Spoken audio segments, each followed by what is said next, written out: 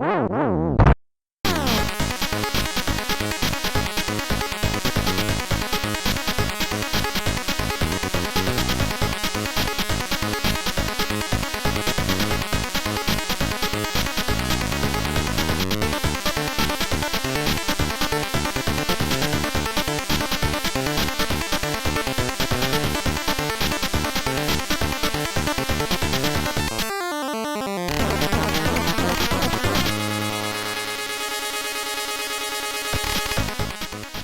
and welcome to Video Game Hangover. I'm Randy Dickinson and I'm in Harrisburg, Pennsylvania. Hey, I'm DJ Ross. I am in Mountain View, California. Each week here on Video Game Hangover, we talk about the games that have been keeping us up at night. This week we're playing Vampire Survivors and Sliding Seas, plus we're checking out the demo for Monark. And checking in on Pokémon Arceus is what I have come to understand. Yep. I think I have to issue a correction to last week. I got called out. That was not actually Pokémon Arceus that you played. No, it was a completely different game. I don't know how it all sort of lined up. It's like when you play Dark Side of the Moon with the... I was going to say Little House on the Prairie, but that's not what it's called. Wizard of Oz. That's the thing. Wizard of Oz. Yeah. Just you put the disc in upside down. Some weirdly elegant way. No, I was talking about my starters last week, and I completely got it wrong. I whiffed it, being the Pokemon newbie that I am. So a couple of our friendly, thoughtful, helpful members of our Discord group held me to task on that and clarified that I didn't know what I was talking about. So I was confusing my starting Pokemon with the Pokemon that were in the starting section of the game. The first little field area that you get to roam around in and smash Pokemon with Pokeballs. Yeah. Okay. So I sort of merged that into a thing. Yeah. Did it occur to you who your actual starter was? I think you said it was Bidoof, and I was confused because I think he's not traditionally a starter. No, let me. You caught me off. Sorry, I didn't mean to put you on the spot. I thought. Let me roll back and see if I can find the correct list here. Bidoof was one of the characters that is in that first section of the game, and I've hung out with him since. I've kept them on the team as long as I can. But let's see. I got a whole history lesson, so I'm going to kudos to Deadly Gearhead and The Noise from our little Discord society for giving me a little bit of an education on some relevant Pokemon-related things last week. So the starters in this game are Rowlet, Oshawott, and Cyndaquil. Okay, yeah, those sound like starters to me. Yeah, and the one that I aligned myself with initially, because you're presented with the three from the mad scientist at the beginning, and you get to pick one of these. So I went with Cyndaquil. Oh. He looks like a little anteater, but when he gets angry, a little guy. Fire shoots out of his butt. Yeah, well, his back, I believe. Okay, you say back, I say butt. Well, isn't that... I thought he was like a little porcupine thing. Is he a porcupine? He looks like a little anteater. Well, that's the quill in Cyndaquil, right? That's what I assumed. Oh, did not make that connection. See, if you played Smash Brothers, you would understand the deep Cyndaquil lore. Oh, really? I don't know. I mean, half of the Pokemon I don't even know from Pokemon games. I just know because they appeared in Smash Brothers at some point. Oh, okay. I've not played a lot of Smash, so I'm not sure who's in the lineup, but right. Yeah. So Cyndaquil's still on the team. I've got a Bidoof. I've got a little pony who's on fire. What else? Didn't you go with Rowlet, the cute little bow tie owl? No, didn't go with him. No. Who else? I had a thing that looked like a little worm at first, like a little caterpillar, and then he turned into a little cocoon, and now he's a weird butterfly. What's that guy? I forget his name. Wurmple or something. I don't know. Something. I'm just saying random syllables at this point. Sure. Yeah, that's all I can think of right now. All right. Well, Yeah. Those are definitely some Pokemon. So they are indeed some job. Pokemon. So yeah, I've been playing quite a bit of it. Like I said, checking in with it periodically. Still having a pretty good time with it. I am trying to not obsess over like having to catch each one of these things like 30 times. Yeah. Yeah. I sort of catch them enough to sort of feel content, feel satisfied that I've done some of the things on their little Pokédex entry, and then just move on because I don't want to hang out and have to keep catching the same ones over and over. Plus, some of them are really annoying. Some of them you can't sneak up on. Some of them, like, you have to battle every single time. There's one that's like a rock that has two big fists coming out of his left and right side. Oh, yeah. And he floats around and just wipes me out almost every time. Like, I can't seem to survive an encounter with him. So that guy starts popping up, and I'm like, nah, time to move on. Let's move on to the next thing. Man, he was on my team in Pokemon Pearl, and I can't remember his name. That's a real famous one too. I'm showing my own Pokemon newbiness. With apologies. That's unfortunate. Yeah. If I was a smart, thoughtful Pokemon person, I would have my Switch handy, and I would read you all of the things that I've collected and done. But I have my Switch queued up to something from Monark that I want to talk about, and I thought was relevant to share. So, interesting. Yeah. I thought you were going to say that if you would have all 5 million Pokemon memorized and ready to recite off the top of your head. I do not know. In fact, there seems to be some sort of, and I apologize to our listeners who are so not into the Pokemon thing for this being the second week that we've talked about Pokemon. People love it. I swear I'm near the end here. The end of me talking about it on this episode. What was my point? I had a point. What were we talking about? You've been converted to a huge Pokemon freak. That's it. That's exactly it. I am, in fact, a game freak. No. Pretty good. Pretty good. Man, I forgot my point. Oh, no, I learned over the weekend that there is something in Pokemon called shinies, that you have to catch shinies. Oh, yeah. Oh, man. Where is this going? Did not know what a shiny was. This required some Googling and some clarification from people on the internet. And that apparently that the game in the very earliest stages kind of just gives you a shiny. And apparently shinies are things that you have to look hard for sometimes in the course of a Pokemon game. They are, as I've learned, just sort of color variations on a traditional Pokemon. They don't have additional stats or additional abilities or anything like that. They're just kind of cool looking. Yeah. They're just the foil stamped ones. So if you take it back to the card, I didn't make that connection either. There you go. See, DJ, you know stuff. Oh, I wasn't doing that on purpose. I was just, using an antiquated trading card analogy. I forgot there were even Pokemon cards at one point. I mean, That's probably where that came from, though. So yeah. So apparently, in the early hours of the game, there's the little pony that's on fire. And the traditional variant has blue fire, but I can't. You get a shiny, and he has some other kind of color of fire. And I was like, all right, am I willing to go through the rigmarole of trying to find this thing and catch it and add it to the list? Even though it has no additional abilities, it's just a cool color. And I'm like, yeah, let's do it. Let's get the full Pokemon experience. So, oh my god, I did the thing. Did you get one? Yeah. Well, it says that the game basically gives him to you.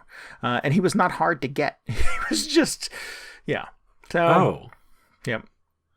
They must have really changed the frequency of these things because from what I understand, at least I forget when these first appeared, whether they were in the first Pokemon games or what, but originally they were almost impossible to come across. Like most people would not even see one.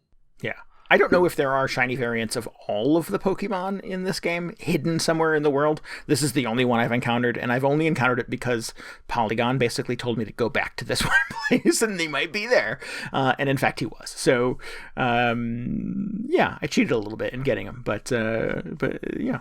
So I will share a link to that article in the show notes if anyone's curious. If you're playing Arceus, you've not found a shiny yet, there is one that is relatively easy to get in the early hours of this thing. Oh, it's always this horse one? Yeah, I believe so. That was what Polygon said. Okay, interesting. And I trust Polygon on everything they say. I was like, oh my god, you just decided you wanted the shiny version of this horse because you mentioned you had the horse already.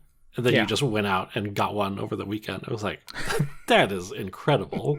That takes some dedication. You can do anything you want, DJ, if you set your mind to it in Pokemon. Apparently, yeah. I think that's probably the message of one of those Pokemon movies. Yeah, probably. Probably all of them, right?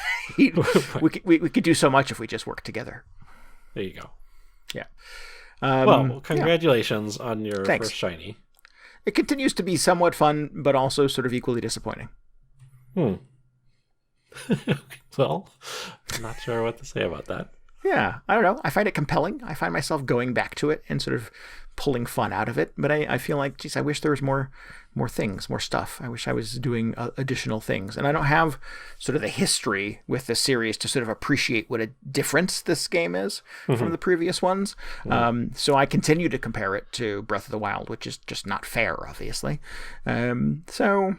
So yeah, that is sort of where the sort of like, oh, geez, wouldn't it be neat if there was like cool incidental encounters and people I would run into on the road, and there's a little bit of that, but it's not. I don't know. It doesn't. Seems like not super it's not well a one-to-one realized with the Breath of the Wild experience. No, not at all. Yeah. So that is the end of my Pokemon talk for the week. This has been Randy's Pokemon Minute. Love it. I love it. Oh man, what I was gonna say is all this Pokemon talk has sort of reminded me that I wanted to play the Pokemon Diamond and Pearl remakes that came out late last year. Oh yeah, because I think those would be fun, a little more of the traditional experience. But I was thinking, so I'm going to play the Pearl one because that was the version I played when it came out on the DS originally. Mm-hmm. I was gonna say, what console were those originally on? So DS games, yeah. The OG DS, not even in 3D. Nice. But I was gonna say, wouldn't it be cool if you picked up the Diamond version, and then we could play, we could trade some Pokemon or whatever you do in those games. I'm not even totally aware of the extent of the interaction between the two versions. Yeah, no clue. No little Pokemon coffee dates. I'm not sure what happens, but I don't know. This might satisfy my Pokemon itch for a while. I have, really just has to get me until the middle of March, and then I have a few other games coming that are going to vie for my attention. So I don't know that immediately segueing into yet another Pokemon game is the way to go for me.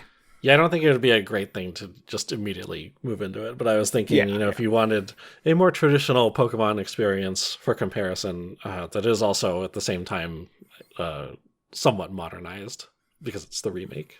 That might be the way to go, is what you're saying. Yeah. All right. I'll take it into advisory.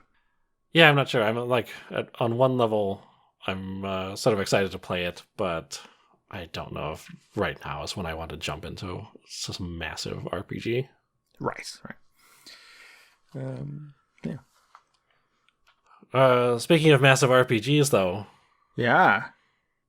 Where are you going with that? Monarch? Is that where we're segueing? Yeah. Is Monarch not a massive RPG? I suspect it's massive. So Monarch is not out yet. DJ and I played the demo for Monarch. I also did not play the demo. Oh, you didn't play the demo? Okay. So I alone played the demo for Monarch. I meant to, but I was completely distracted with Vampire Survivors this weekend. Well, let's go to Vampire Survivors. Let's go immediately to Vampire Survivors. Yeah, I hear the scuttlebutt is that you're quite enamored with it. So let's start with something positive, because I'm not enamored with Monarch. Okay, I was wondering. So we started out kind of mixed on Pokemon. Do we want to go into just disappointment, or do you want to do Vampire Survivors? So this is do you want the good news or the bad news kind of situation? And I think I'm kind of in the good news kind of camp. I'm generally a tell me the good news kind of guy. So okay, tell me the good news about Vampire Survivors, DJ. The good news about Vampire Survivors is it is awesome. Nice. I don't know how much you know about this. We talked about it briefly, and by that I mean for maybe 30 seconds last week, because some this has been kind of making the rounds. It's the new hit indie game on Steam, and there's a version you can play in your browser. And back to sort of our talk of our Discord, we have a champion for it in the Discord who has been hyping it quite assertively. Yeah, and I've heard so many people just mention this sort of offhand. They're just like, oh man, I've been playing so much Vampire Survivors, and I'm just like, what is this? Well, why? How is there something called Vampire Survivors? First of all, me too. Every time I leave the house. Yeah, oh, man. But anyway, so it is this weird little indie game that came out, I think in December or late last year. It's really started picking up steam in the last few weeks, though, to the point where just like everybody I know is playing it or talking about it to some extent. Mm-hmm. But it's a very, how to describe it? At first glance, it appears to be just a very humble-looking game.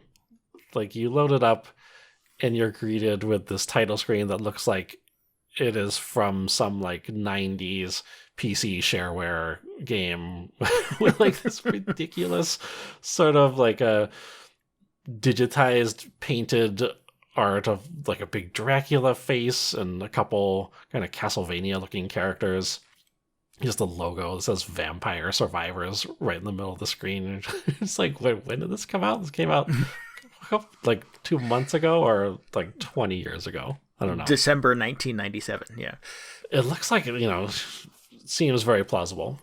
And then you start the game, and again, it just looks like some old PC game where you are this suspiciously Simon Belmont-looking guy, and you're in the middle of this empty map, and there are a bunch of little 8-bit bats sort of scattered around the screen, all slowly starting to make their way towards you.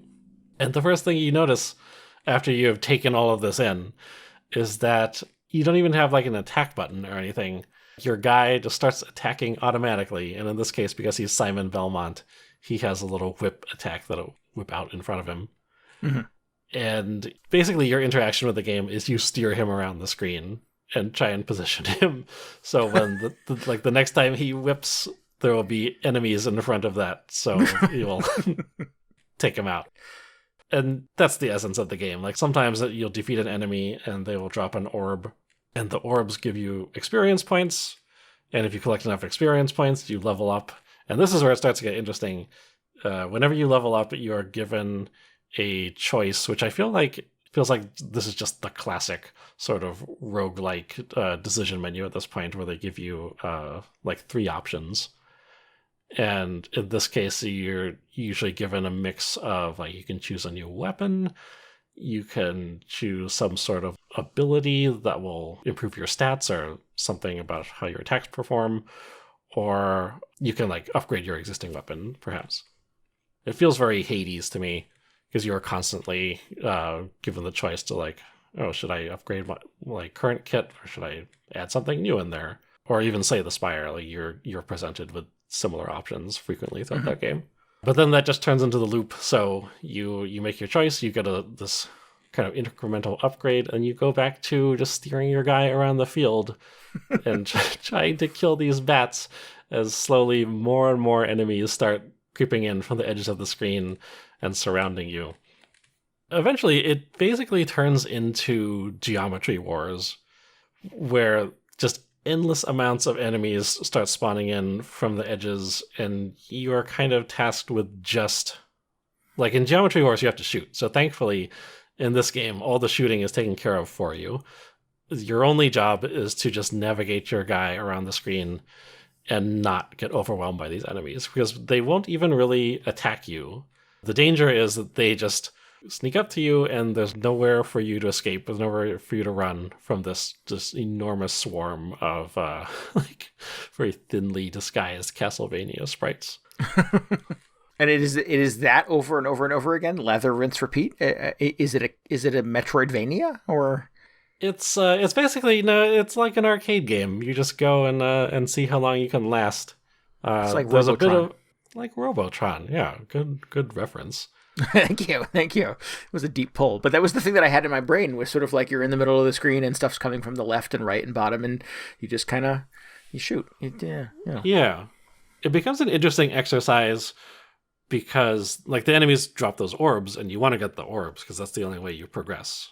Like if you just kill enemies and ignore the orbs, you'll never level up. But you kind of have to deal with this huge swarm of enemies that just kind of follows you around.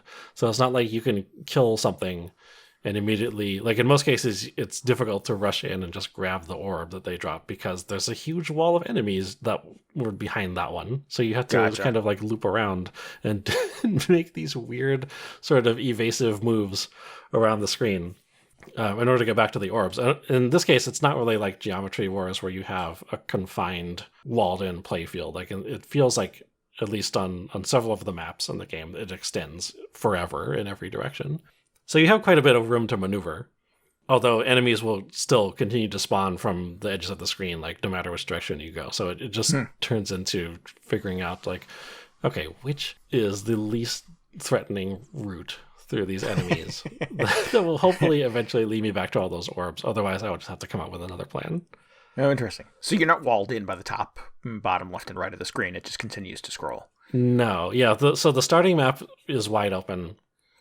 There's a second map, which is like a library, which is walled off on the top and bottom, but is infinitely scrolling, it feels like, to the left and right. Oh, interesting. Which is like an interesting twist on it. It's very different in practice than the open map. So there's some variety there in the maps. But, man, it's so good. One of my favorite things about Geometry Wars, because that game had a bunch of different little like sub-modes in it. Like in the regular mode, you're like flying your ship around and you use the right analog stick to shoot in, 360 degrees. But my favorite mode in that game was called Pacifism. And now that I'm describing it, I forget what you actually did because you didn't shoot as far as I remember. I forget if Pacifism, you would like steer through these gates or something, or I forget if that was even a different mode. Anyway, it's been quite a while since I played Geometry Wars, obviously. But I was just completely taken by this mode because I was like, okay, Geometry Wars is already such an amazing simplification of all these like 2D bullet hell shooters. Even just the basic mode, even when you're still shooting and collecting like smart bombs or whatever. But in this pacifism mode, you don't even shoot anymore. You just fly the ship around. And somehow that was like even more compelling to me than the regular Geometry Wars mode. Yeah, the Geometry Wars wiki says that the pacifism mode is 1 life, no guns, trigger gates to kill enemies. Yes, okay, so you would fly through these gates. And it was similar, kind of similar to Vampire Survivors, where in that I think the gates would explode as you like flew through them. So ideally, you would just collect the largest swarm of enemies behind you, and then you would steer through these gates and they would kill all of them at once because they would blow up. But it was just like this weird balance between amassing this incredibly dangerous enemy force and just like knowing when to sort of pull the trigger on them. And also being able to navigate through the enemy swarms because like you couldn't do anything about them unless you flew through the gates. Cool. Man, I played some Geometry Wars in my day, but I don't think I ever tried this. This sounds really neat. Oh man, it's so good. It says it was introduced in Geometry Wars Retro Evolve 2 and has since then become a staple game mode. Yeah. I may have only just played the first Geometry Wars. I don't think I went beyond that, so I'll have to dig up one of these games. Yeah, oh man, Geometry Wars 2 had so much wacky stuff going on in it. I mean, and like even then, just the regular mode is still, I mean, that's enough for 90% of people who play that game. Right. So it was kind of shocking to me that there was this other mode that nobody seemed to be talking about. And I was just like, wow, it's so simple. But somehow I like ended up playing that way more than just the traditional mode. Yeah, cool. But anyway, so the Vampire Survivors reminds me very much of that because you're not shooting, you're just steering. And depending on what weapons you pick up, because everything, like you start out with the whip on the basic character, but anything you pick up just adds on to whatever your attacks are. So like you pick up a magic wand and you still have the whip, but now you have this wand weapon that like shoots at the nearest enemy every once in a while. And you're like, okay, so that kind of gives me a few more options to deal with these enemies. And then you just keep adding on like more and more weapons, and you start upgrading these weapons. So by the time you're like really deep into one of these runs, you just look like some mobile like weapons platform where you're just like shooting whips out to the left and right, and you're like a magic wand turret that is just firing like a machine gun at whatever enemies get close. It's really kind of ridiculous. But it's so great because you start out so just like so humble because you've just got your one periodic whip attack, Right. and then 10 or 15 minutes into a run, it's like complete madness on the screen because there are like hundreds of enemies on screen at this point. You're just snaking your way through these tiny gaps between them to try and get to somewhere safe, and meanwhile all these weapons are just causing complete havoc and just destroying enemies that get close to you. It's ridiculous. Nice. So is it a like a roguelike kind of conceit in that you at some point you will die in the course of this run and start back at scratch? Oh yeah. It's much more like of like an arcade game. Like I'm a little hesitant to even call it a roguelike or a roguelite, I believe it would be in this case. There is a little bit that carries over between playthroughs. Like you pick up money along the way, and you can use that in the on the title screen to like unlock new characters who have different starting weapons or different abilities. Like they'll have a different like fire rate, for instance. Mm-hmm. Or you can unlock these global upgrades, which are similar things. Like they'll give you a little health boost or improve the damage on some of your attacks. And each of those upgrades becomes progressively more expensive as you buy more upgrades, so you kind of have like it gets harder and harder to unlock more of them. But it's interesting because the game will also let you just refund all of the upgrades you've purchased, so essentially you can like build up your character in one way, and if you don't like that you can just refund it for free and then build it up immediately in another direction. Oh, cool. So it's not like, I feel like even if you had all these upgrades, you wouldn't become like this unstoppable like vampire killing machine. But it does sort of shape or it does like benefit certain types of character builds that you can put together as you're playing. Mm-hmm. And the progression is not sort of linear. There are different sort of pathways and kind of attributes you can select. So there's an incentive there to sort of refund and reallocate. Yeah, and it's not like a tree you have to go down. It's just like a bunch of checkboxes, and you say, "Oh, I got the attack speed one the last time. I'm going to go for the added health this time, or whatever." Mm-hmm. And you just continue to unlock more and more money. So eventually you can just buy them all. But as you're like playing through the game initially, you're kind of limited on the number of upgrades you can afford. Gotcha. But it's so fun to go back and to just replay it. Replaying it on the same character is super fun because it's just like Geometry Wars. You get in there and you shoot a bunch of monsters and rack up a high score and become incredibly overpowered by the end of a run.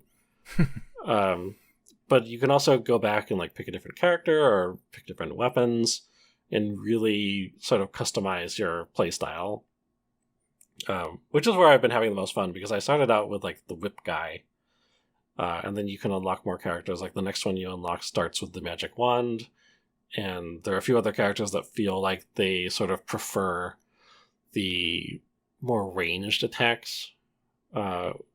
So that's been interesting to play around with, just seeing what sort of weapons and like attribute upgrades make for more like successful builds. It's kind of hysterical if you get your character powerful enough and you have the right number or the right sort of configuration of all these abilities. You could just sort of set them down in the middle of the screen and they'll just stand there. I was doing this yesterday. Where I had like, I had the magic wand, so it's just this turret of fireballs that's shooting anything that's near me. I had basically a spinning barrier of these holy tomes that was like basically just a shield that no enemy could get through. And I just thought, well, I think I'm just set. I think I'll just Like, I don't need to do anything anymore. Right. Because I'm just untouchable. So that's fun. It's That's fun great. when you were able to power yourself up that much.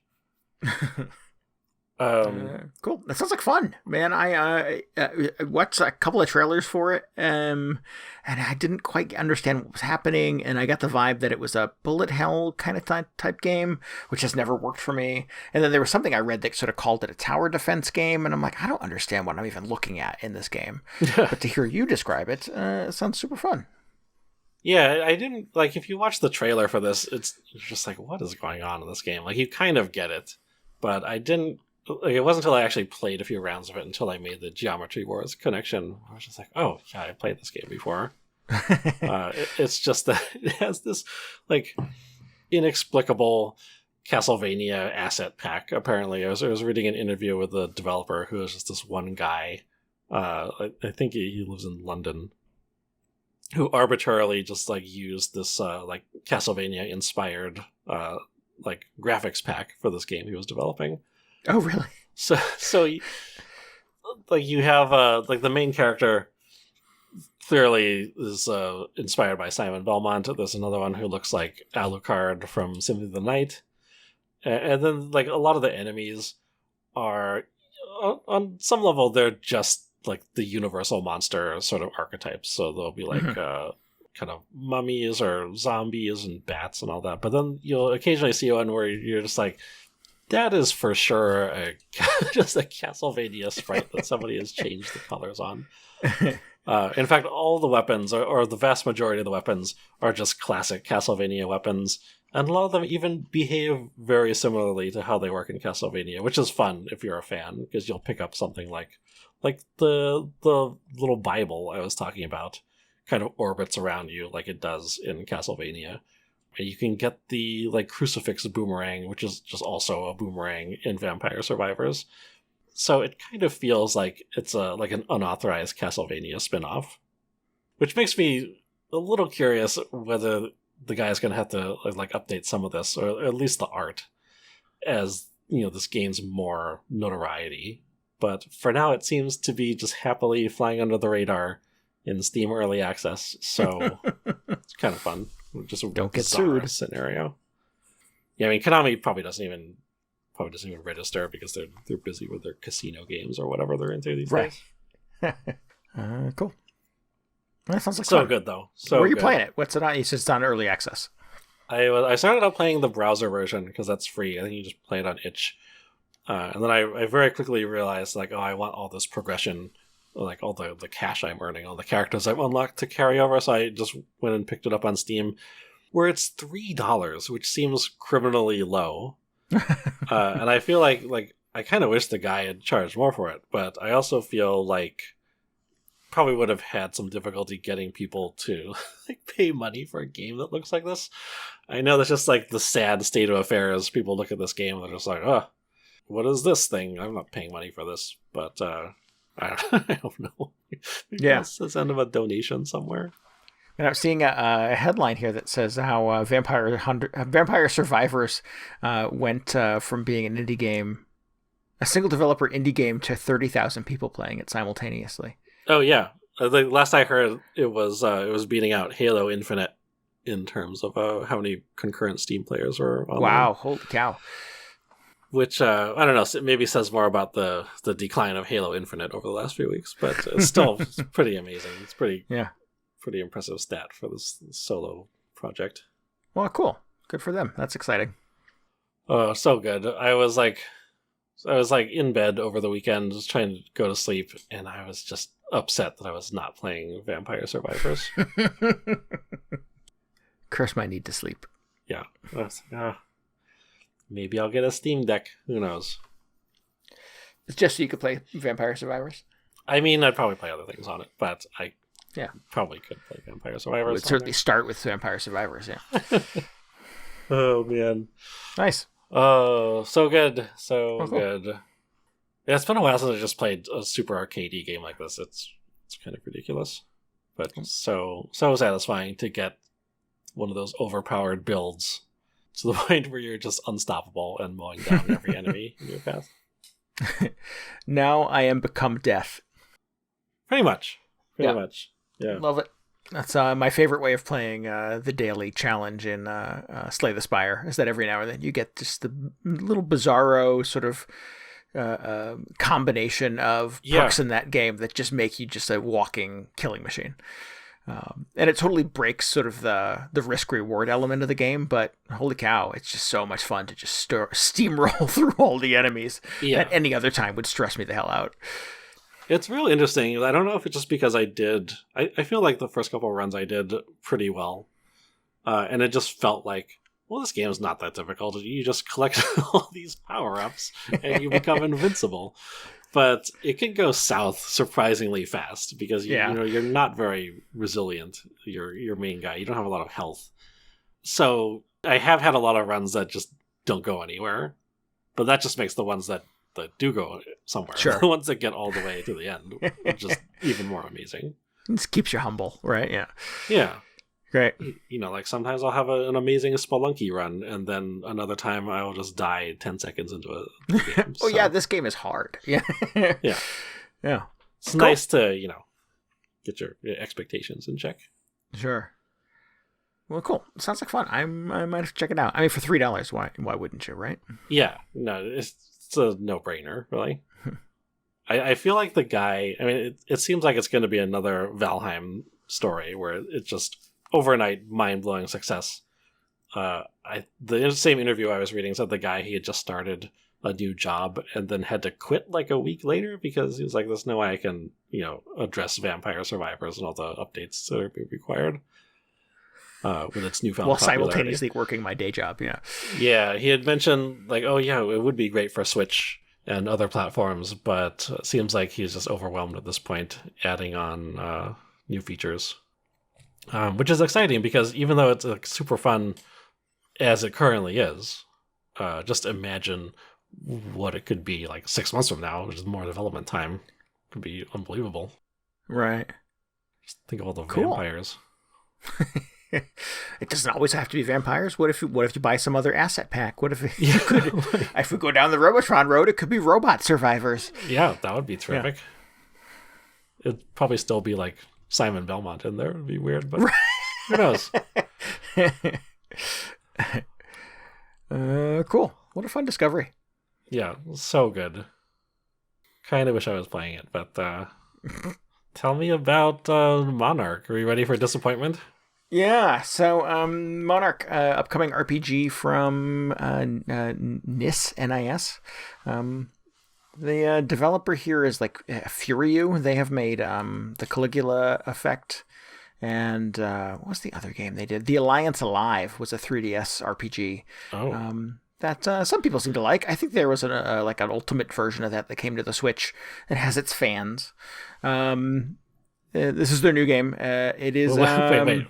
Was the Alliance Alive? Are these the same guys who did Legend of Legacy? I don't believe so. Oh, okay. That doesn't sound familiar. I just assumed that those games were related because I was just like, what is going on with these titles? These names, yeah. So yeah, I think this development team is they're former Atlas developers. They've worked on Shin Megami Tensei games and Persona games in the past.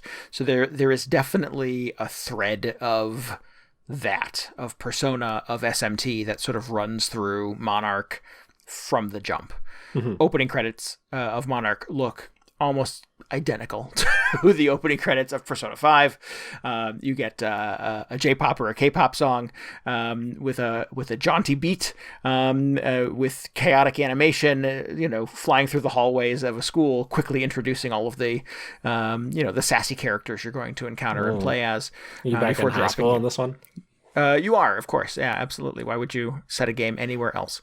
Well, wait. So, aren't the mainline Shin Megami Tensei games, are those all also high schoolers? So, no, not consistently. Shin Megami Tensei 5, the most recent one, you are a high schooler. 4 you're older. You're an adult. 4 Apocalypse, sort of the sequel to 4. Don't get me started, is you're a high schooler again. Shin Megami Tensei 3 Nocturne, I believe you're a high schooler. Prior to that, I don't remember. I don't know if I've played 1 and 2. Okay, I thought. Never mind. I was just thinking like Persona seems so closely associated with like the high school scene. Yeah, that's very much a thing, obviously, for Persona games too. It's still a thing in Monarch. There has been a mysterious situation where your high school has a bubble now around it, and mist creeps through the hallway, and a certain percentage of your classmates have gone mad.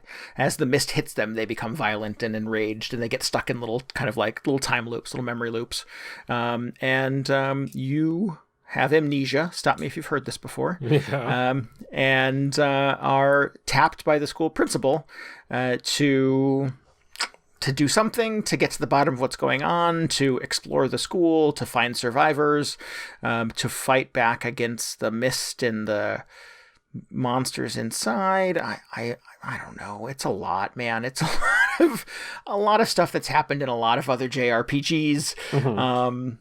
Yeah.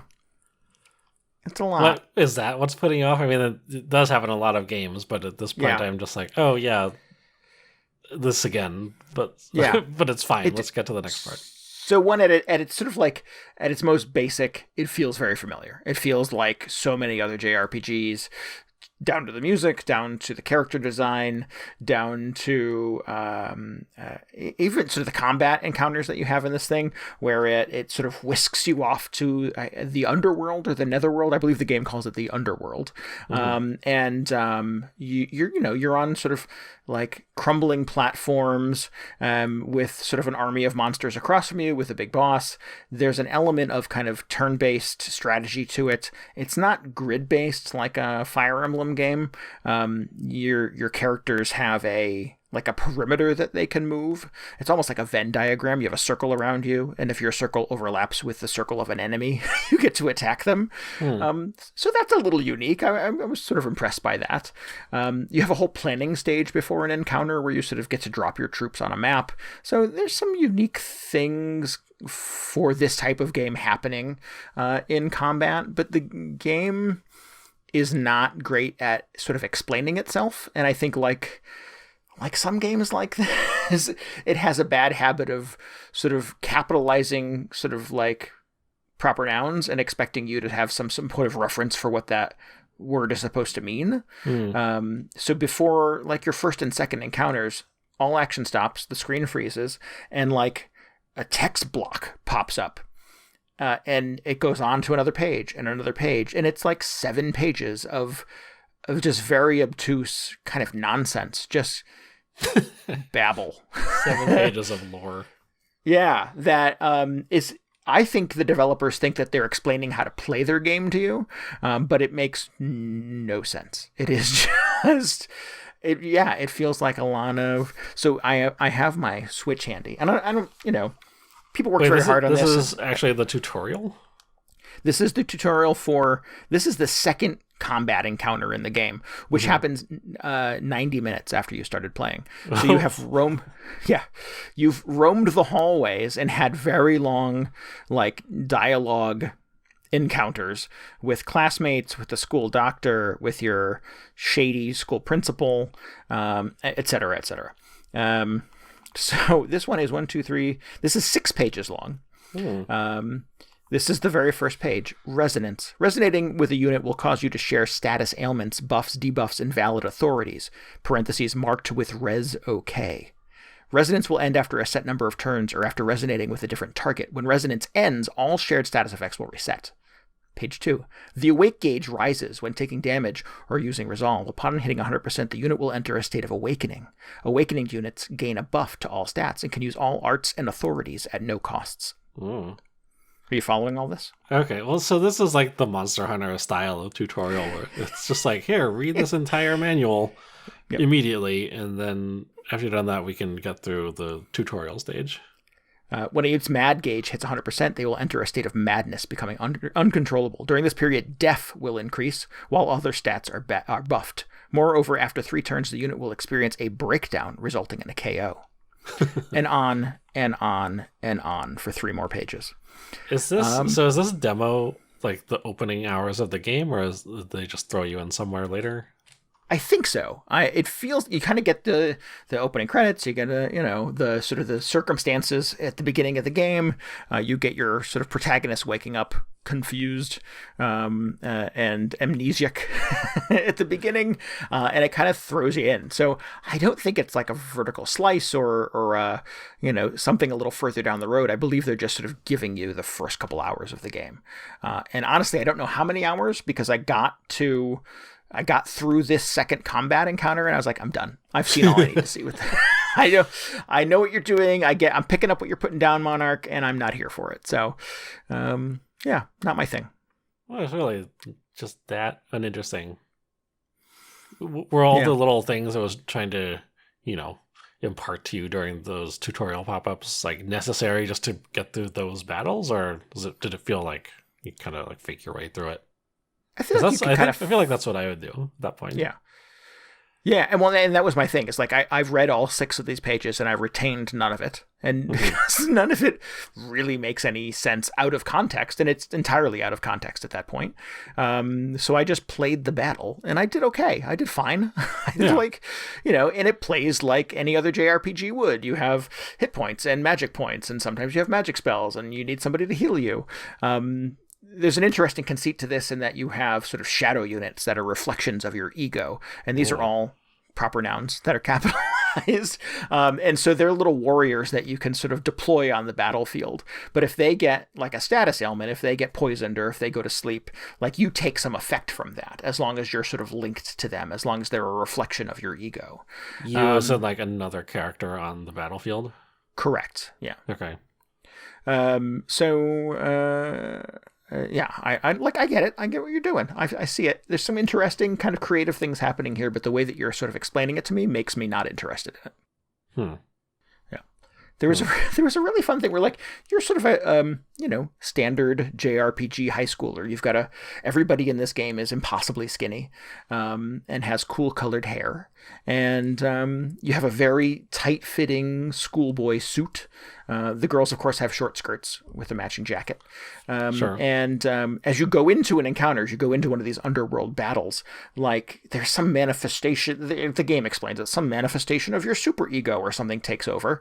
And you become this sort of like monster with like a crown and a long cape, and you have like hideously long nails and deformed body parts and stuff. And I'm like, I don't know why this is happening, but it's kind of cool. It's like a neat character design thing. Your classmate sort of deforms as well. She's like, geez, I wish I could combat. Oh, and did I mention the floating bondage bunny? I didn't mention that. You definitely did not. There's a little lop-eared like bunny doll that floats around. His name is Veritas, and he gives you hints, but he talks in rhyme, and he's got a button eye and a very long tongue that hangs out, and his hands are bound and his legs are bound. Yeah. And I don't know why. Yeah, he turns your classmate into like a cool warrior, and she's got like a giant lance, and so like there's some really kind of cool and interesting and unusual oddball sort of design character choices happening here, and but none of it sort of comes together in a way that makes any sense. Like I don't know why these things are happening, and maybe there's 6 pages of dialogue I skipped somewhere that would probably explain it better, but I just feel like it's a lot of like JRPG mumbo jumbo. I feel like it's, somebody played a couple hours of Shin Megami Tensei or Persona and said, you know what the kids really like, and sort of like made a game out of that sketch. It just, I don't know, feels not terribly creative and not terribly well structured. Well, that sounds very creative.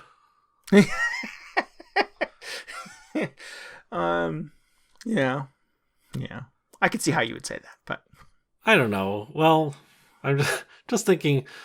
I have played games where sometimes it feels like, sometimes things are happening just because they're very cool. But like, is that so wrong? Yeah. Well, I mean, it's easy to sort of criticize the Persona games for being kind of style over substance. But the substance in Persona is fun. The combat is compelling, and it kind of gets out of your way in a lot of ways. Like it I don't, there are sort of long character encounters if you choose to do them, and dialogue choices, and kind of exploration and stuff like that. And I've slagged on Persona games for like not focusing on the fun stuff, on making you go to class and hang out with your buddies and build social links. And some of that stuff in the early games, Persona 3 in particular, feels cumbersome and feels like it's just an impediment to me getting to the thing that I want to do, which is to fight monsters. It gets better as the series goes on. But yeah, I mean, and it's probably not fair to criticize Monarch for doing those same things not nearly as well in its first 90 minutes. But I don't know. It feels familiar, but it feels like sort of a shadow of the thing that it's trying to sort of pay tribute to, I guess. I was going to say, maybe you're not giving it a fair shake. Maybe the third and fourth battles were just mind-blowing. Yeah. But also they had 90 minutes to rope you in. I feel like that is just an issue that more and more games have these days, especially like sprawling RPGs. Yeah. Where the game is going to be 90 hours long, so it's like 1 or 2% of the total playtime they spend just dragging you through dialogue trees to get to the first couple of encounters. Yeah. Yeah, you're absolutely right. I think, brevity is not one of this game's objectives by any stretch. It definitely sort of feels like it's padded out to sort of satisfy that need to have a 90-hour RPG. I don't know how long the whole game is. It's not out yet, so again, probably unfair to criticize them for that. But I don't know. I think I know what Monarch is trying to do, and I don't think I appreciate it. So. Yeah.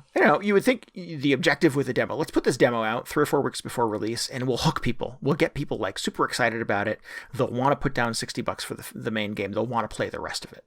And there has been very little in the first couple hours of this thing that I've played that would ever make me think I'd want to spend $60 on this.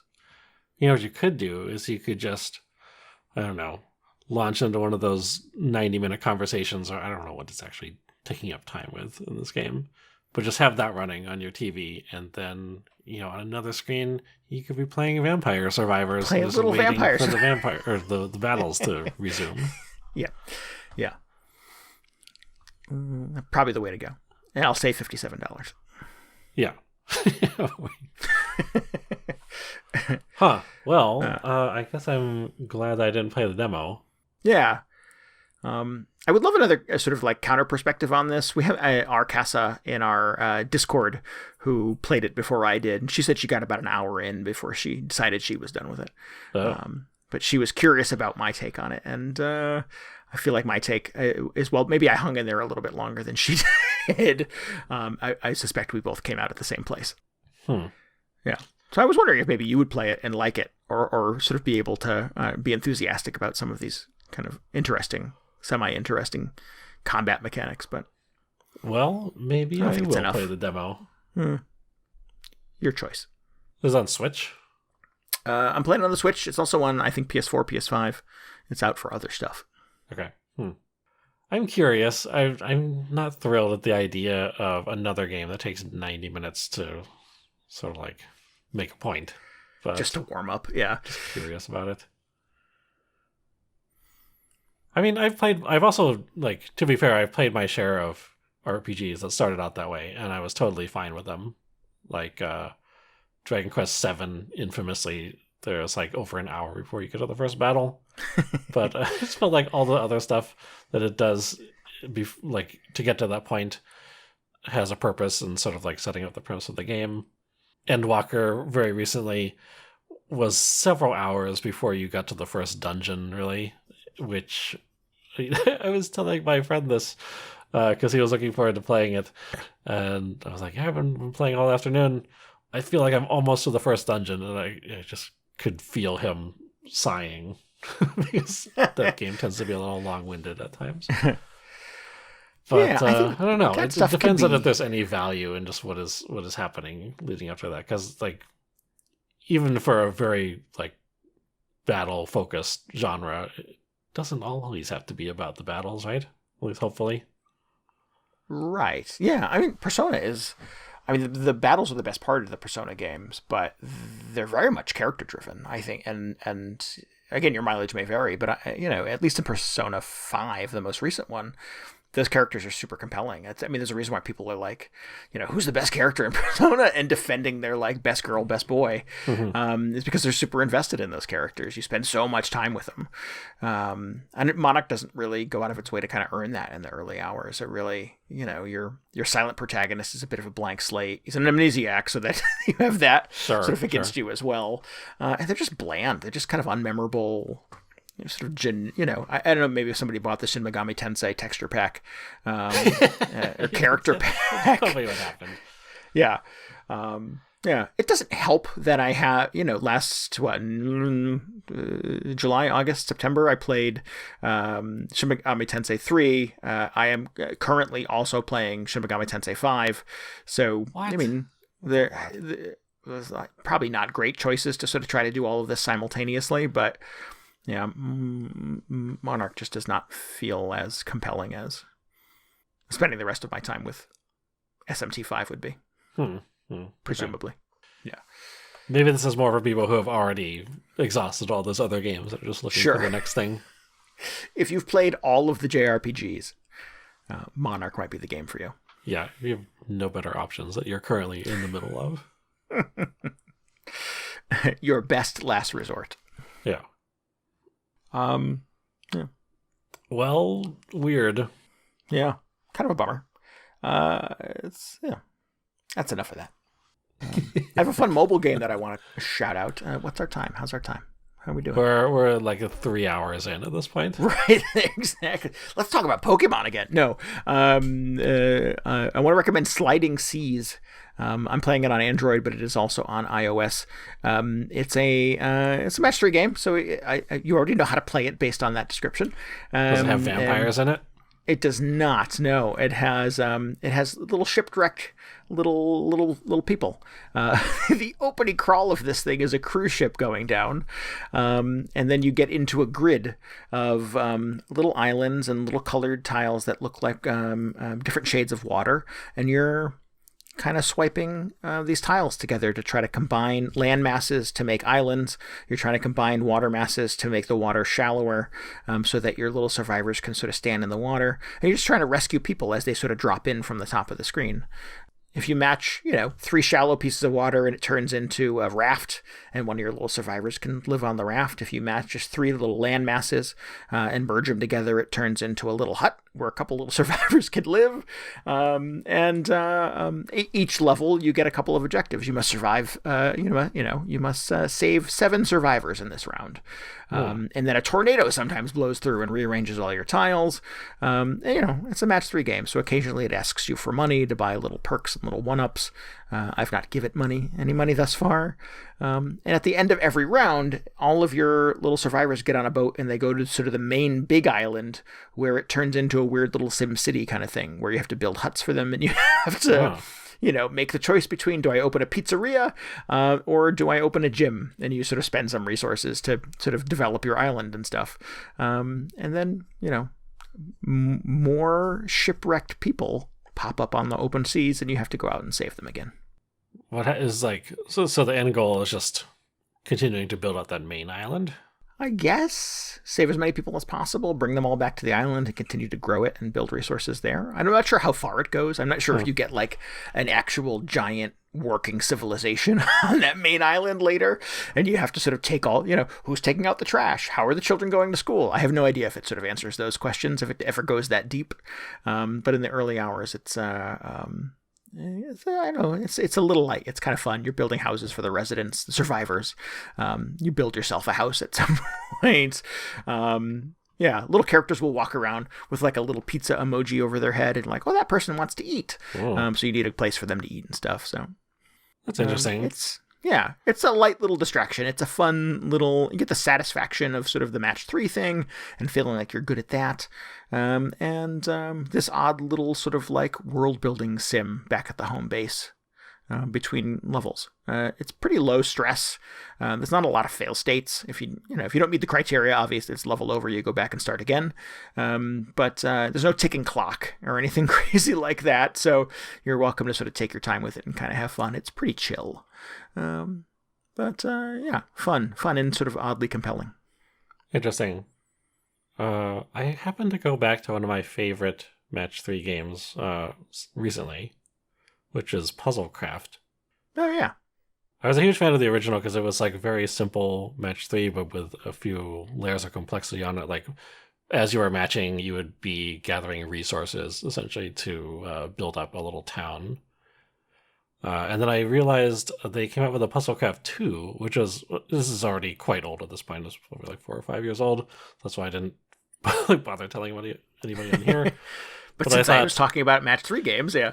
Well, I mean, it sounds like you're describing something very similar in this. Oh, interesting. Because you would, the core of the game is you're playing the Match 3 game, but then you go back to this, like, base and build it up. And the first Puzzlecraft came out well before, it was, like, fairly early in the, sort of smartphone app store days, and it predated the widespread sort of proliferation of, if you had a little more energy, you could do this, or maybe buy a boost for this next Match 3 board you're going to play. And Puzzlecraft 2 clearly came out on the other end of that, to the point where I just found it unplayable. Because it was always like, if I only had a couple more turns to get more resources, and I realized, there's a way I could have a couple more turns if I were just constantly shelling out money to get all these upgrades. And I thought, what a shame that this game is basically destroyed by the sort of microtransaction mentality. But you're not really experiencing that so far in Sliding Seas.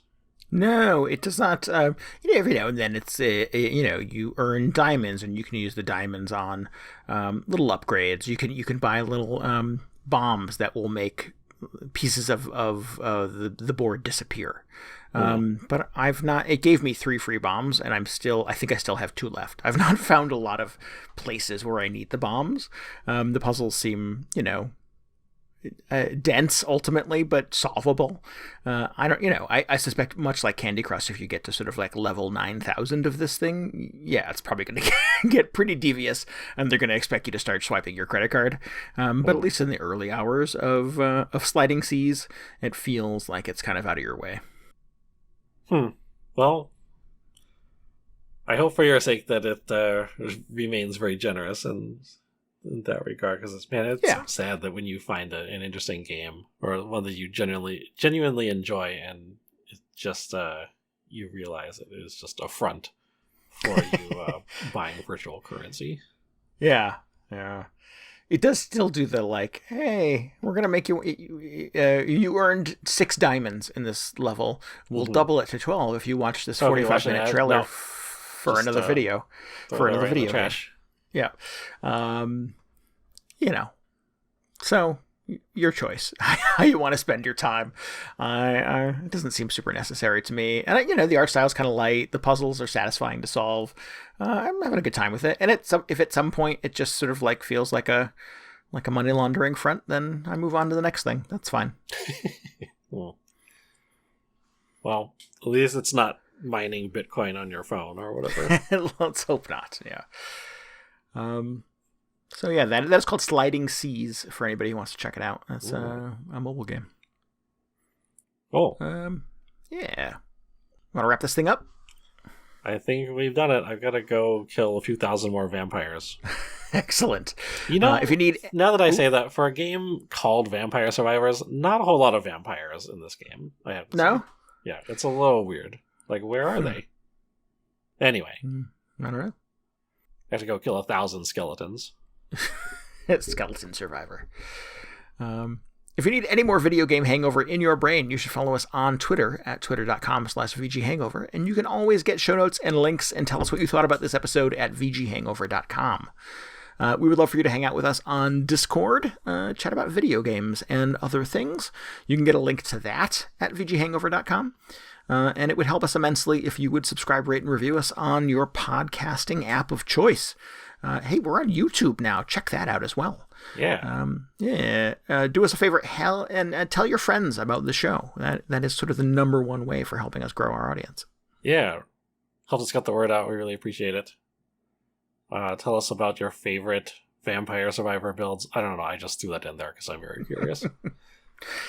But anyway, thanks again this week to Protodome for our intro and outro music.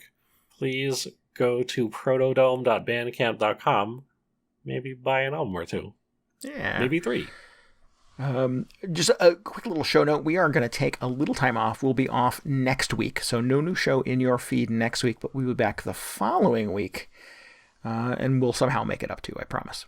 Wait, what's happening next week? Where are you going? I'm going on vacation. I'm going to go do things. I'm going to sit in the sun and I'm going to read a book. Who said you could go on vacation? And every now and then somebody's going to bring me a drink. Oh, okay, that sounds pretty good. It's going to be great. Yeah, I can't wait. All right, I'm having trouble focusing, on vacation. Come on vacation with me. We will make a podcast. No, wait, hold on. Yeah, are you sure? Careful what you ask for. I better check with Sarah before I invite you on vacation. She might have an opinion on that. It's fine. I'll just stay in the room, play Vampire Survivors. There you go. Exactly. As long as you have a television, you're okay. Yeah. So yeah, to our listeners, off next week, but we'll see you soon. I promise we'll be back. All right. Yeah. Hold you to it. Until then, this is Randy Dickinson. This is DJ Ross. Thanks so much for listening to Video Game Hangover. Goodbye. Good night. See you in 2 weeks.